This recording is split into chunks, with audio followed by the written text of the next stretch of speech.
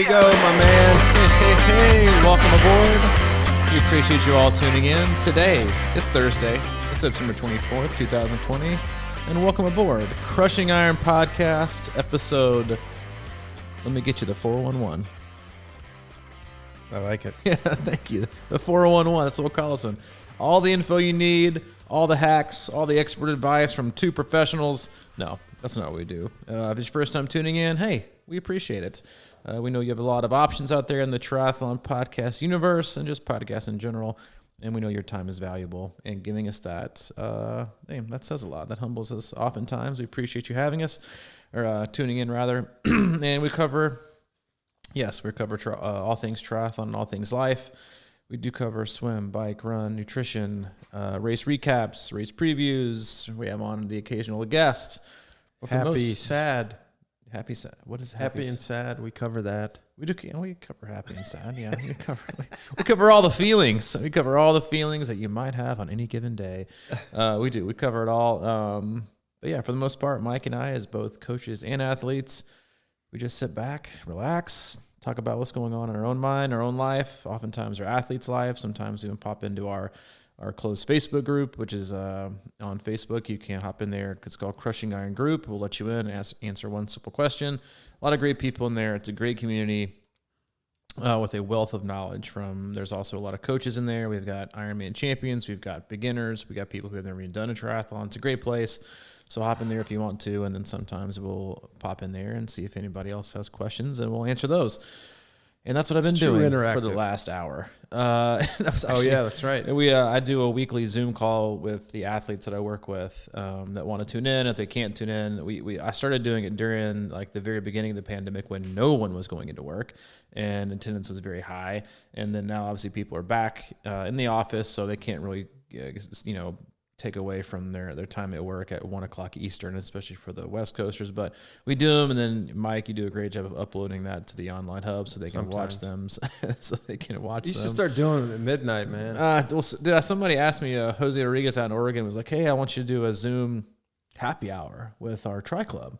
Would you be interested in that?" I was like, "Sure, like I'm whatever, I'd be fine to, do something like that." And he's like, "Well, it's his happy hour, so it'd probably be like 9 or 10 your time." I was like, God, I think I'm booked. That's where I come in. I think I'm booked. I said 9 o'clock. I could probably like bank some sleep for a week or two, and then do it. But yeah. So like the last hour, I've just been answering questions for athletes, and it reminded me in this like the little 30-minute break that I took in between for recording this was that just how many questions you can have in this sport. I think you and I even talked about this at dinner Sunday. Was that, we've been doing this for a very long time. And sometimes I think we forget how much information is out there and how complex the sport seemed when we first started like going in, like how much we had to read and back when I got into it, there wasn't like 1/100th of the information there is now on it. It was like very simple. It was like you swim, you bike, you run, you have this, and you do this. And was there even the internet back then? It was all mail. Yeah, I had to request by mail. Yeah, I had to request clippings from Triathlete magazine. Yeah, and you had those once in a million Wide World of Sports segments on triathlon. Yes, that was like the only. That's what you do. But it's kind of shocking how complex the sport is, and then also how different brains work with athletes and what they think about and when they don't think about it, when they have questions. It's infinite. You're never going to answer all the questions. The athletes themselves are never going to be fully done in the sport. It's very complex. It's never ending. And that's also, I think, I know from talking to a lot of coaches this year, like that's why there's also a very, very high burnout rate in coaches, especially a year like this where there's, that you can't, have your athletes out there and race and have them do things you might want them to do. But, it's literally never done. Like you're constantly, there is no end game. It's not like you have a thing you have to do, you do it and you're done and then you move on to the next one. It's not this project, or you make this sale or you meet this quote or you do this and you complete things and you move on. It's just, there is no finish line, there is no dead end until the athlete's finally like, hey, I'm hanging it up, I'm done, I appreciate the journey, I'm gonna have my press conference and retire, and it's like you shake your hand backstage and you're gone. It's really a very interesting sport to coach in that regard with with age group athletes, not professionals, who are geared towards, high performance, and it's all about winning, and it's all about championships, and it's all about how well you do. Even for them, they just walk away. Yeah. It's really interesting. It's a very challenging sport to coach, but it's also in that regard, in terms of the longevity of athletes and the not the longevity of coaches who especially do it full time. It's there is no end. There's no dead end. And as you talk about often, that becomes the intriguing part, right, too, because there's always something new you can learn and whatever. But I think it can get overwhelming, if you've been in it for a long time. Maybe have you had many? Oh, you're gonna take a break there. Have you had many athletes just hanging up and walk away? No. I mean, listen, like. Yeah, I have athletes that say sometimes, like, if they're going through like a mental, or not mental, they're just going through a hard time. This has been a very hard time for athletes. And I had an athlete on Monday say, hey, I'm gonna do better this week. Don't give up on me.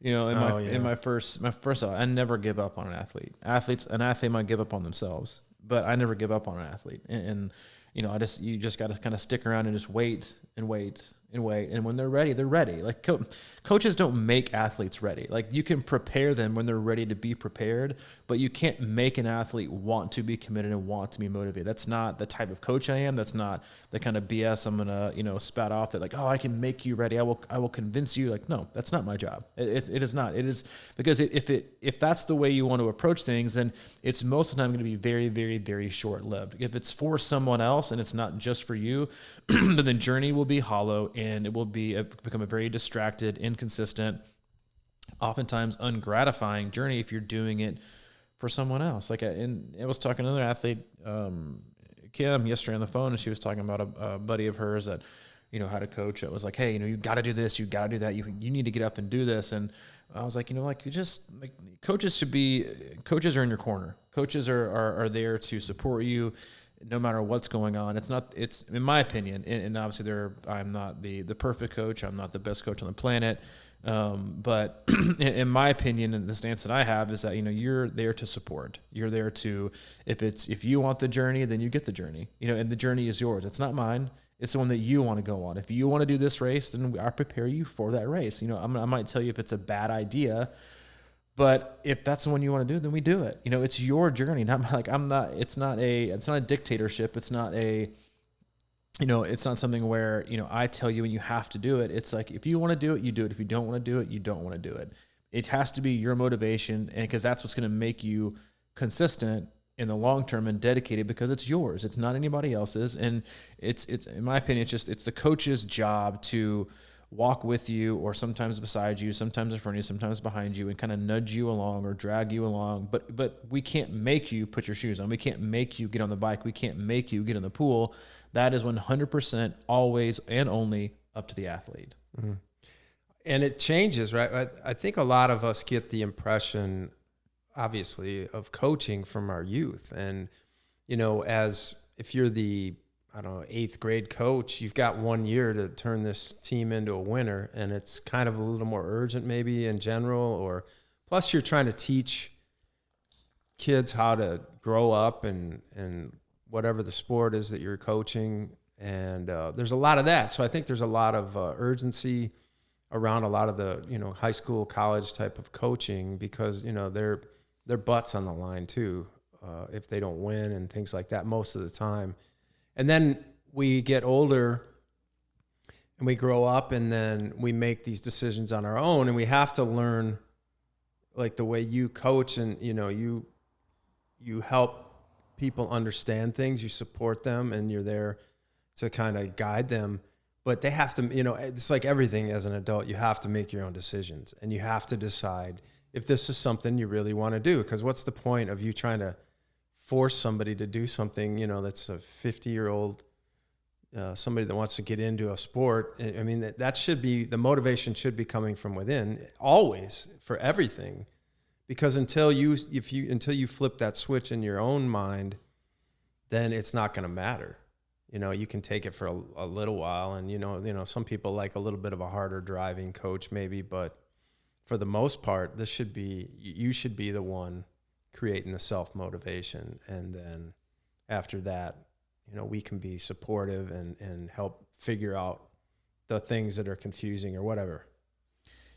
You bring up a really good point there in that, and then I oftentimes struggle getting this point across with newer athletes that have maybe had different coaching experiences, not with triathlon coaching, but just coaching in general. Like you said, like youth sports, like there is a huge gap and need of positive role models in youth sports. Like there is just not at least the parents that I talk to, like there are not a lot of coaches that are like, yeah, like you said, like want to be about, they have to get whatever they can out of you for a year. But it's like, really, do you? Like, I mean, it's like, you're a youth, you're a kid. What are you going to get out of somebody that's going to make you better off in life or expression? That's going to get out of a freaking 8-year-old. Like you can, those aren't the things. You're not going to be the coach if you're that way, that when that guy turns, that girl turns 30 or 40, like, you know what, back in the day, I loved Coach, Nick, who was so hard on me. He always cussed at me. He always told me I wasn't good enough. He always told me I had to run faster. Man, he really made a positive impact on my life. No, it's not going to be the guy. It's going to be the guy who was, or woman that was like, yeah, like we have to do our best. This is what you need to do,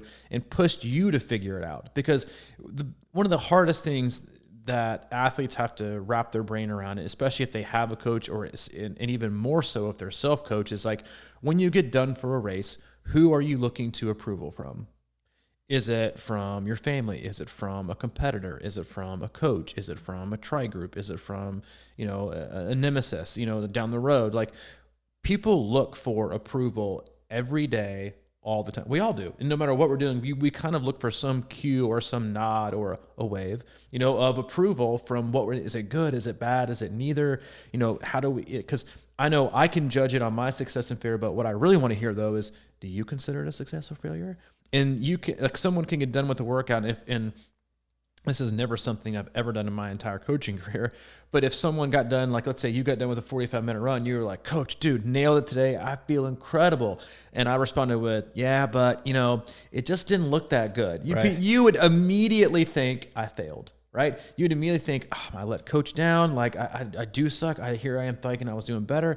Like there's 0 point to that. And athletes look like that. Like, hey, I was having this conversation with an athlete in Colorado, and because she had emailed me and said, I feel like I've disappointed you. I feel like I let you down. And instead of emailing her back, I was like, you need to call me Monday. We need to talk. And because I wasn't going to let her get out of not having that conversation via phone. And so we started talking and went through a lot of other things. And she was like, I know. She's like, I know you don't want to hear it. I know it's not how you run. I just feel like I disappointed. I was like, stop. What exactly do you feel like you disappointed me? How do you feel like you disappointed me? Well, I mean, I'm like, exactly. You can't actually think of a way that you would disappoint me. I think we just veer towards, again, success and failure as the only metrics of measurement that we have as athletes are again, going back to like Monday, like, sound repetitive, but it's like, it's not always great workout or bad workout. It's never that. There's always a learning experience within that where you can always take positives if you apply them and you learn things from them. But like when you get done with the race, the first thing shouldn't be, I hope my coach is happy. I hope my, spouse is happy with my result. You should want to be happy, but like you should, right. It should be about like, well, a lot of times you set that up on exactly. You 100% do. Like, and you put that pressure on yourself. Like, Coach, did I make you proud? Or I just didn't want to let you down. I'm like, dude, and again, like, that's why it's such a struggle sometimes to get the point across with athletes. Are like, all right, what do you think my time's going to be? What do you think my time's going to be? I'm like, I don't want to tell you that. I have it in my mind. I always do every single time. I just kind of do my own math in my head. And I'm like, I think this is kind of what they're capable of given the perfect day, but I never tell them till after the race, and only if I feel like it's gone in a positive direction, because I don't want them to see this. The bar has been set at 5 hours and 25 minutes. So now if I go 5:35, I've disappointed Coach, or I've let Coach down, because it takes you out of you. Like, and it's your journey. And like, that's, I think coaches do very, very little, and they get way too much credit a lot of times because the athlete does the work. The athlete gets up, the athlete, schedules out their week. They prepare their food. If they're nutrition oriented, like they make their way to the pool, they work through their schedule, they get on their bike, they go for runs, they make it work 8, 10, 12, 14, 16 hours. The athlete does that. That's all them. They're 90% of, they get us 90% of the way there. And the coaching is just like that last 10% that gets you there. But also, most coaches allow you to get that 90% done by laying out a very, attainable, appropriately challenging path for you to have. But when you finish a race, you should be proud of you. You should feel like you succeeded. You should feel like this was my day. I am so proud of myself. Regardless of time, this was the best that I had. And no one else should be able to take that away from you by, oh, well, you didn't do this or you didn't qualify for this. It's like, did you do your best? Yes. Did you put forth a lot of effort? Yes. Did you have fun? Yes. Did you learn something? Yes. Like, okay, we win. We move on. Again, we move on to the next, because, the next day you'll be like, oh, I'm never doing a race again. I'm never doing Ironman again. 12 hours later, well, coach, Ironman Wisconsin's opening up registration tomorrow. What do you think? You're like, see, it's never ending. Like that journey is never ending. And that's why putting so much pressure on yourself to impress anyone. And that's a message that needs to be read loud and clear, especially if you're an athlete that I work with. It's like, you're never going to disappoint me, ever, period, during a race. And it's about you. It's about what you get out of it. And you should be looking for your own happiness, not getting it through someone else. And that's not, and that's hard sometimes, I think, for athletes, because they want you to be rah, and they want you to praise them and love them and cheer them how awesome they are. And it's not that I don't believe that. It's that I want them to believe that. I want them to intrinsically believe in themselves that they are awesome and they are wonderful and that they can do anything that they want to do, because I only get to communicate with them 1% of the time. It's like race day. Like, it's like translating race day to race day is in life and triathlon and how you train. It's like, on race day, I can't be with them. I'm on the sidelines. I have literally no impact on their race day. I'm not, you said, like, there's that funny image of me, like, riding on a motorcycle, motor car, you and I, like, hopping and driving the bike course and the run course. Like, hey, you need to slow it down a little bit, or you fix your cadence, or, don't forget to drink. Like, you can't be there. You're not there for them. Oh, I've seen it though. And that's what you see with, like, the old school fighter pilot goggles on. Like, these coaches running for miles with them. They do. They, like, that is Slow down. No. That's good. No, pick it up. That. Can you imagine that? Well, some people do that. Like, they do that, and they also charge you like an arm and a leg to get, like, the full race, race course experience. And I've walked and ran a few, a little bit here and there with athletes to talk to them. But, it's like, I want you to feel this way because of you, not because of me, because also I'm not going to be around forever either. And people don't train and do triathlons forever. They have things they want to keep up. They have injuries, they have kids, they get divorced, they move, they can't, they have certain financial restrictions. It's like, I want you to believe in you for you, not for me. And it's part of laying that foundation and tools for, and even for self-coached athletes. It's like, how are you layering in the ways to be successful to allow for positive self-belief that you can achieve things? Because in the end, that's all you're left with when you train, when you're out there, because so much of triathlon training is isolating and alone, that the only person you really have out there is you. And if you don't believe in yourself, and you don't think you can do it, and you don't think you're capable of doing X, Y, and Z, and you have to have your hand held the whole time, well, at some point you're gonna be out there alone. I want that's for our listeners, like, to go out and race and train and be confident in what they do. And yes, they need to be set up for success with their training, but it's on you, and you can do those things, and you need to be able to lift your head high and look yourself in the mirror and be like, I got this. I've got a great path set for me, but ultimately it's up to me. And you know what? That's fine. I want that because I know that I can do it. We're all athletes, man. And I think that sometimes we have a hard time accepting that. And not only that, there's no such thing as failure. I've been struggling with that, getting down on yourself. And I've been doing that a lot lately with injuries, or just, I haven't been, training a lot. And, but just generally the idea that there are no failures, there are only learning experiences is so hard to accept. There's like, it can be in your daily lives with work or anything like that. And, just because, you look at like some of the great athletes, and if we just take sort of their mindset and not their physical abilities, the Michael Jordans or the Tom Bradys or whatever it may be, they just come back, man. They learn, they walk off the court, they walk off the field, and then they figure out how they're going to, get it next time. And I think that that's a lesson that we can, I mean, I think that is not necessarily, you can learn it, but it takes it takes a while, I think, sometimes to understand that perspective. And that's why I heard you talking earlier about, on the Zoom call, about people that they're not racing with watches and things of that nature. And that's why I think a lot of times I don't like to wear my watch, because I can go out and I can feel like, man, that was a really good workout. I feel like I nailed that. And and that's all I take from it.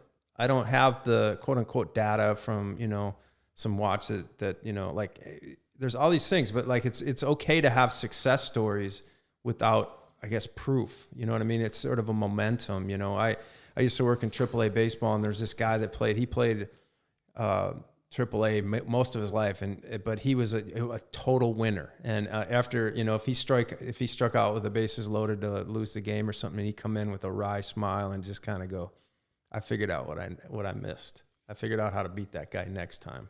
And it was just like, it just didn't bother him, and I think that can really translate into racing for us, is like, but it's really hard. That's what I'm trying to acknowledge here, is that I struggle with that too. It's that, negative thought process that we all kind of get trapped in. It's like I was paying bills and I forgot to pay a bill earlier, and I got all mad at myself. I'm like, what am I doing? It's just, I moved, there was a forwarding thing on it. I just didn't notice it. I couldn't get the mailbox, all that stuff. And then, I had to call into the electric company and like, hey, and they're like, yeah, we sent that off to collection. It was like, I go, dude, I moved. I told you I moved. You go, oh yeah, but they don't pay your bill for you. I know that, but I was on auto draft. I just thought you were going to pay it. Well, sorry. I said, 15 years of perfect bill paying doesn't, and you guys like, no clout, man, later, no clout. And they just shoot you off to the collector. I'm like, please put a note by my bill. And I paid it. Flag it. But I don't care. Whatever it is, it's gone, Additional percentage. Mike Trolley late on his bills. That's the podcast for today. Late on his bills. Oh man, that's not the first. I paid so many fines in my day. I could buy my own Wahoo kicker. You could buy a Wahoo kicker. No, in terms of going like forward, like for the rest of the podcast, I think it's important for athletes to understand, and I think a lot of us have learned in the last 6 or 8 months how self-resilient and self-reliant we can be, without having access to some of the things or the devices or the opportunities that we normally have. Like, we can, if we really want to, still do whatever we want. And I was thinking about this earlier today because, I don't know, for some reason, like when people would always post like, no one's racing this year on the entire planet, everyone is done, I just got like internally pissed. Ooh. And I'm still frankly just kind of grumpy about it. But why? Because I hate that mentality. I do too, but I absolutely hate it. I hate that mentality of no, here's what I hate. I hate when people try to force their own reality and acceptance on everyone else. Yeah. Oh, today's a terrible day. Aren't you having a terrible day too? No, my day's freaking fantastic. I'm sorry you're having a bummer day, but you know what? Get out of my way. I'm having an awesome day. Like, that's stuff that bothers me. But there's so much of it out there. There's people try to drag you down into participating in their own misery. And if you don't participate in their own misery, then you're just too optimistic and you're naive. Well, and I think I started thinking about this earlier this, like maybe Monday, when I was getting ready to post our active athlete kind of racing roster for this weekend. And it kind of blew me away because, and I don't think I've ever shared this on any of our podcasts before, but every week in our closed active athlete Facebook group for the athletes that I coach, I post, and this is every single week of the entire year, except for, a period of time this year where no one's been racing. Outside of that, we have an athlete racing like every single week out of the year, except for maybe one. And that's it, like 5Ks all the way up to Ironman and crazy distance races. And you look back at 4 or 5 months ago and how people were looking at endurance sports in general and the opportunities people are going to have, and no one should be doing this and no one's going to be able to do that. And we're all supposed to be on lockdown and don't anticipate doing this. And I was doing the roster for the week and I was like, holy crap. Like, it brought me back to one of the very first conversations you and I ever had, which was, and people ask this, what? Because it's not a phrase or words you would associate with triathlon. And he was like, what is like crushing iron? What is that? And is it triathlon related to an extent with iron, you know, but it was more about just like how you do life, right? It's like how you choose to approach and tackle and not give in to what life is kind of dealing you. And I'm like, you know what? I'm not okay with that. You know, like you can make me, you know, move this way and that way, but you're not going to deter me from the destination I want to get to. You know, and when I was doing it, just to like rattle off, we have an athlete, who with, you know, living in the state of Illinois who has been like one of the most strict states with shutdowns and closing, you know, with the pool closed for a while. She is currently in over in Europe, waiting. She's a first online, waiting to be called to attempt to swim the English Channel. That's, you know, so like cool. F you pandemic. Like that is like a huge, like double middle finger, I think, to like how people are like, oh, you can't do anything. There's nothing. Like, yeah, take that. Like I'm still out here. I'm still going to make this trip happen. I'm still going out and doing it. And I'm here. I'm going to give it a whirl. We don't know how it's going to go, but I'm here. I'm doing it. We have an athlete doing a 100-miler who has never been stayed healthy for a marathon in her life. We've got, you know, 10 people coming here this weekend to do our 3-day Ironman event. We have 2 people doing a self-supported event. I've got 2 athletes doing actual 70.3 races. I got an athlete doing an Olympic, 1 doing a sprint, 3 doing a half marathon, and 3 doing a 10K. And I just read it and I was like, man, I wish like there was like this, you know, a picturized version of like life in a pandemic. Because if it was, I'd have like both middle fingers up right now being like, see what we got right now? We got people out there doing the deal. Like, it just gave me like this huge like sense of not an accomplishment, but just like joy that was like, see, like it is possible if you want to not be deterred and to look for opportunities to be successful. And none of that is coach driven. That is all 100% athlete driven to find a way to continue to push yourself and continue to grow and continue to work on yourself. Because that's what it is. Like life, either it diminishes you or it makes you grow. Like that's what happens. Like you grow or you don't. And training is the same way. It either beats you down or it builds you up. And they're very, very, they have so many similarities, life and training and triathlon and all endurance sports. It's like, that is what it does. It can either beat you down or it can, you know, like everybody used to hear the phrase like iron sharpens iron, you know, like, and you think about that, well, it can either sharpen iron or it can basically destroy you, you know, like one of the two. And it's like, and if you look at life that way, life can either destroy you or it can sharpen you and teach you to grow by, you know, by bad experiences and good experience. And then you end up somewhere awesome. And like, I just think this whole end of the year is such a great opportunity to just kind of shed that feeling and that thought and that presumption of like, the year has been so terrible. And yeah, has it been great? No, it hasn't been. But you know what? There's probably millions of people out there who have had worse years, right? Who have had worse things happen. Like, sure, it's the worst year ever. I'm like, dude, I don't know about you, but this is not the worst year of my life. Like, I've had plenty of those. This is like definitely not one. Like, this is an entire year where everybody's bad thoughts are kind of aired in public. It is, you know, and there's an excuse, and I think it's so easy to go that way. It's easy. It is. And that's the problem, though, is it's become really easy to do that right now.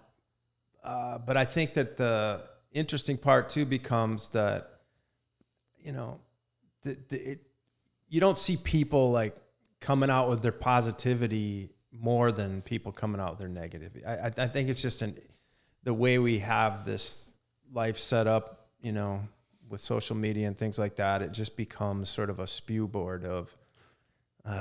you know, it's, you know, looking for that misery company, I guess, you know, I think that's what it comes down to. And I think it's, you know, that the positive voice sometimes gets, like you're saying, it just sort of gets kind of shit on a little bit.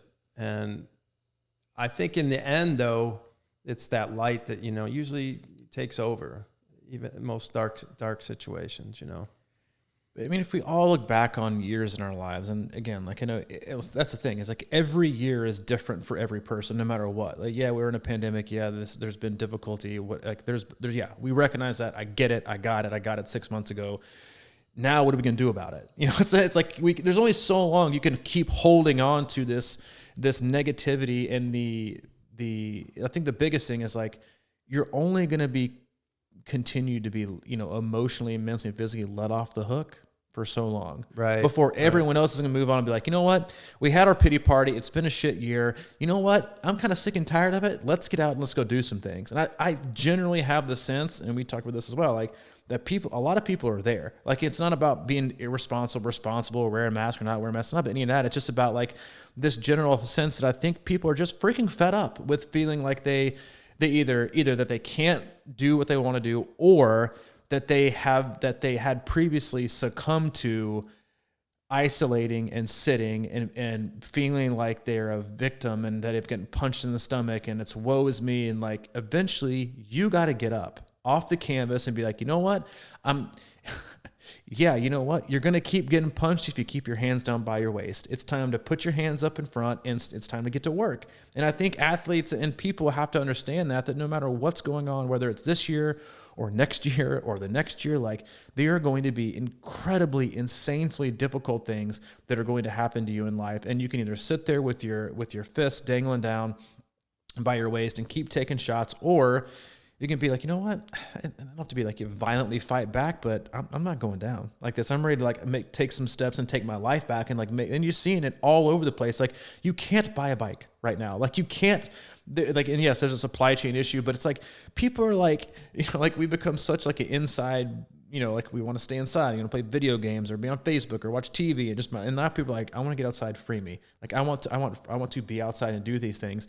There are little signs, I think, everywhere of these, you know, revolutions happening that people are like ready to like rediscover. And, you know, we talked to, well, it's like, you know, people are like looking to move and like, is this really how I want to live my life? Like, it's given us I think, pause to be like, when you get caught in the rat race that is life. And then finally you're not racing anymore because life is basically stopped like it did for 6 months. And you're like, wait a minute.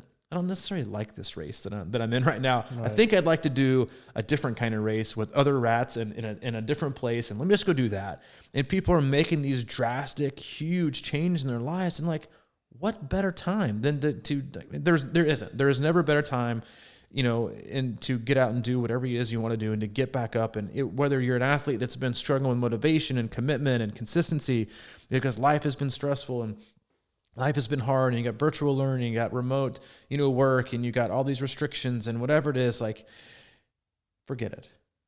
Tomorrow's a new day.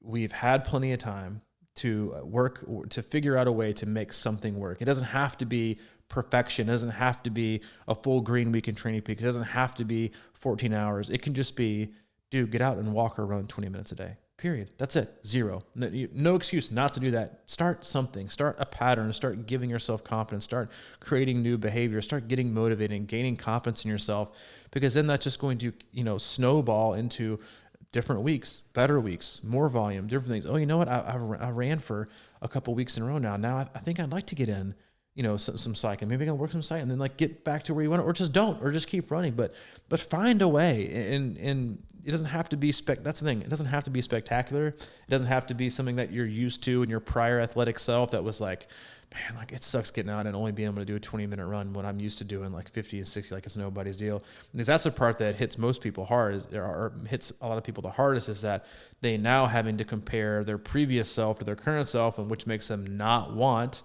to get out and do it even more, because they have to look that kind of version in the mirror. But, you know, we all have ups and downs. Almost no one goes on a perfectly upward trajectory for life. Mm. I don't know if it's scientifically proven, but, you know, I've been obviously into these monk things lately, and I've been investigating these things. But there's like a myth that surrounds, you know, everybody thinks monks go out into the wilderness and they just sit there and don't do anything. But monks are very active, and either mentally or physically doing something at their pace. It's not like breakneck speed, like the speed that we go at sometimes in modern world, but they're always doing something. And the reason they're doing something is because it's impossible to be happy when you're not trying to learn or follow your passion or do something productive. And I think during the pandemic, I mean, it's like, man, this rat race, everything, I get a break, you know, people are just working at home and they can kind of lay around in their pajamas and watch TV in between meetings or whatever the case may be. And I think that's always our leaning, our inkling to sort of like I need a break. I want to go relax. And we always say that, but like relaxation doesn't mean sitting on the couch necessarily, but if you find that sort of, that's what I think is going on. That's what, you talk about what upsets you. That's kind of what upsets me, I think, with all this stuff, is that I feel like we have, it just seems like a lot of people have just sort of shut it off, and I get it because it's hard, and I've done it. I'm in and out of that kind of stuff all the time, and I always know in my mind that I'm like, all right, I'm not doing the right thing here, but it's hard to get out of this. But the key to me is always, just finding some. That's what we talk about all the time. Is like, it's hard to train for triathlon a lot of times because there's so many moving parts in it. And maybe I'm not into cycling right now, or I can't run, or whatever the case may be. Find that one thing. And again, it might just be walking or hiking or something like that. But find a passion that sort of is kindling for the next step. And I think that's part of our duty as people, as humans, to throw kindling on each day, to kind of create a new fire, there's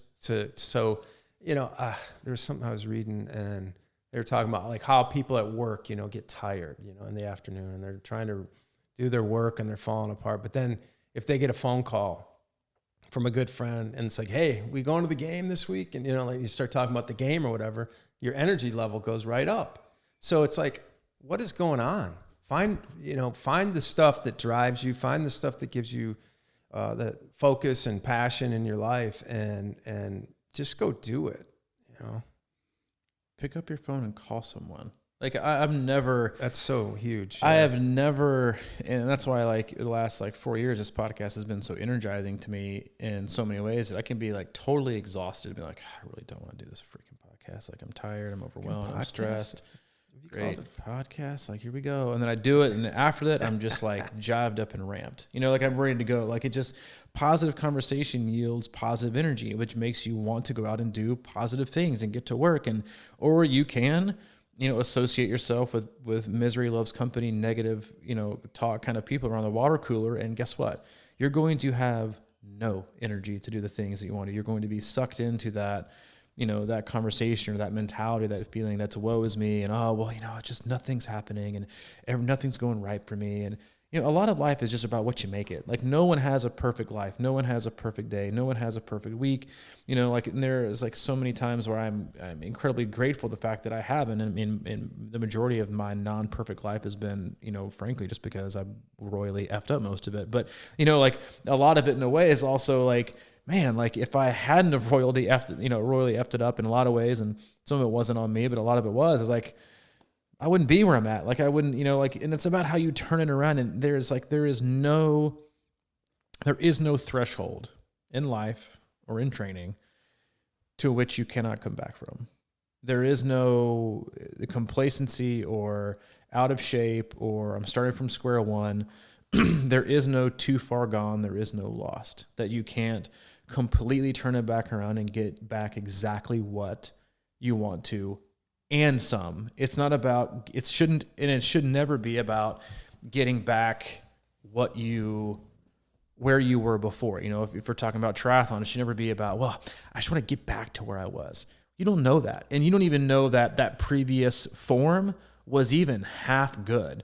Because it could have been just basically your average, fine, run-of-the-mill, inconsistent version of yourself that you thought was the best you had to offer.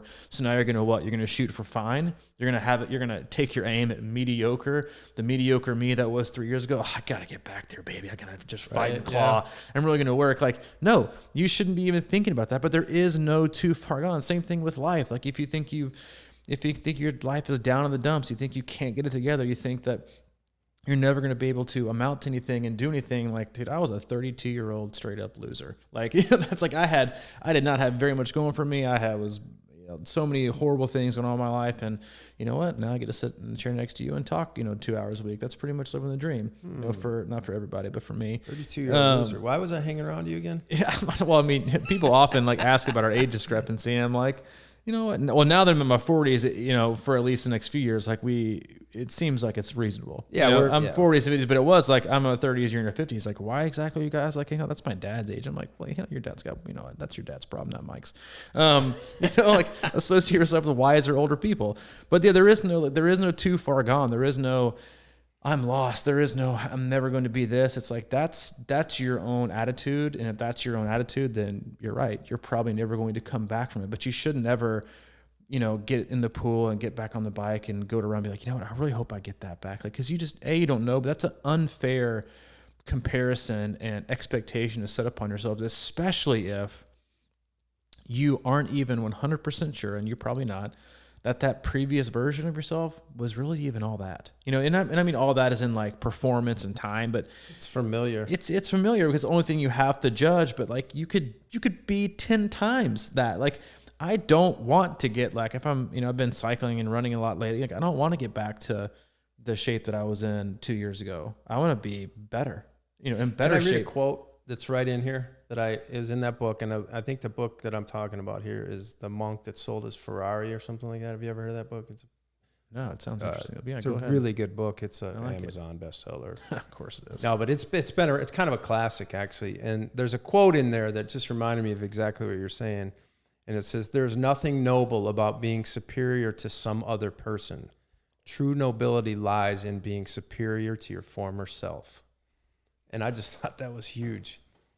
It's true. I mean, it's just like, it's basically stay on your path. You know, don't listen to other people, or don't look over at somebody. Oh, they're doing that. And they don't, you know, if you feel like, you know, stretching in the middle of work or whatever, and people are going, oh, it's dumb or whatever, just screw them. If you believe what's going on and you're like, you know, and your path is set, just be noble and or superior to your former self. Because I think that's a huge line, you know, it's a huge quote. And the funny thing is that no one else even cares. Right. About like, well, that's the truth too, you know, like we sit there past that moment, or, you know, yeah, like we compare us to other people and they have no idea who we even are, you know, like they couldn't even be thinking any, you know, like anybody less. Like, I think I've used this like analogy before on like the dance floor. You're out there dancing and you're like, I don't want to dance. Like, why is everybody looking at me? Then you're dancing. You're like, why is no one looking at me? You know, it's like there's that line between like our ego and our insecurities. That's such a very, very fine line that we spend so much time comparing ourselves to other people and their paces and their heart rates and things. You're like, can I just say though, I'm sorry. It's a record for interrupting me today. I know. But you're a good dancer. Is that what you're about to say? Well, I am that. But that's one of my favorite things in life, is to watch the progression at weddings of guys that don't want to dance going to the dance floor and watching how they get into their move. That's one of my favorite little things in life. It usually it usually progresses from the ginger ale to the Jack and Coke to the tequila shots. That's usually just that how walk on. I mean, when they're actually walking out there, to see how their body starts getting into a certain move, you know, because dudes will usually come out with the sprinkler going, whatever that thing is, or some kind of like the hand spinning. Well, around. most guys like to intro the dance floor with like a funny, joking, like, "Oh, look at me doing this funny." Oh, let's take the pressure off. Let's take the pressure off, and then once we get like, "Oh, you like the sprinkler? How about I show you my real number?" But, you know, DJ, put on some R. Kelly, and you're like, "Let me show you some put on some Usher." You know, let me show you some real moves. And then it's like, "Oh, who's looking at me?" And then like, no one. You're like, "Yeah, I was just kidding. I was just, you know, whatever. I'm just, you know, here dancing." The next day, you're like, "Oh man, what did I do? What did I do?" Like, is that wedding reception video going to go live like on YouTube, or is that something you guys just gonna kind of keep in house? Like, I don't really, you know, I was just doing a parody skit. Like, that wasn't the way that I was, you know, practicing dancing for the whole, you know, 8 weeks leading up to you look yourself in the mirror the next day. Like, I think I got this. Did I do that? Oh man, that doesn't look as good as I thought it looked. Especially now that you're sober and like I know, right? And everyone else is also sober. You know, like you look at people like, is that really how people dance right now? The brunch the next day or whatever, everybody were looking at you like, yeah. Like, here he comes. It was that dude trying to be Usher, and you're like, what? I'm just a 6'8", 120-pound white dude trying to make my way in this world. Like, what are you gonna hate on me? My size is 16 feet, and you're trying to do the moonwalk. You're like, dude, we've seen it. Their shoes are always too tight if you're in the wedding party. Oh, that's the go-to. Yeah. If you really want to get, your groove on the dance floor, you got to take the shoes off. Yeah. Because they cause way too much traction. You got to go socks. You got to have. Don't you ever worry about the sweat marks? I mean, I don't wear shoes to weddings anyway. I go sandals, which also leaves me a really good out to not be on the dance floor. I'm like, I got sandals. I'm not gonna fly. I'm just gonna stay over here and judge people. That's all I'm gonna do. Really do it. Which is where all the fun is. The fun is anyway. I'm glad we got deterred off that great topic I was going. But no, that's that's probably a great way. It's probably a good way to dance our way into the weekend.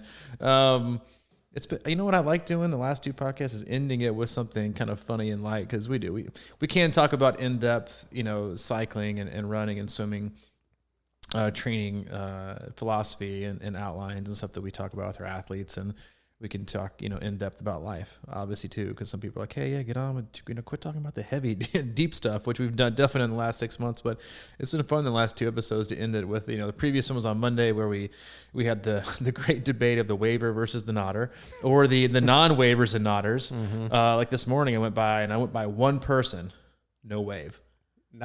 I stopped, stoned, yelled at him. What? Hey, man, wait. No, I just can't do anything. It was like 6:30 in the morning, so I was kind of giving him a pass. The passive aggressive. Hold the door for somebody that doesn't say thank you. Yeah. You're welcome. I think what I'm going to do is for the people that don't, if it's in broad daylight. This was like the sun was just coming. I was finishing my run at like 6:30. And there's not a lot of street lights where I live, and I'm one of those people that doesn't wear reflective gear, but that's a different story. And I think what I'm going to do now, though, like on the greenway or something, I think if they have their head down, I think I'm going to roll right on by and go and just give a good big clap. See if I startle them. Like, oh, wow. hey, just wanted to wave my way on by, and I didn't want to scare you. Which is like your version of on your left when you're out there running your music set and somebody comes screaming by you who doesn't want to say on their left 20 feet behind you, but they'll say it like right up in your grill, right on the left, on your left. You're like, very loud. Very loud. It's like getting scared to death by crotch rockets on the road. Like you can't hear them until they're right up in your grill, and it scares you half to death. Yep. We hope you have a great weekend. As always, we appreciate you tuning in. If you want to, swing by our website, C26Triathlon.com. It's our one-stop shop for all things coaching, camps, community, and the occasional joke. If you have any questions, comments, concerns, reach out to Mike, crushingiron@gmail.com. And if you want to reach out to me directly, I am at C26Coach@gmail.com. All right, buddy. See you, dude.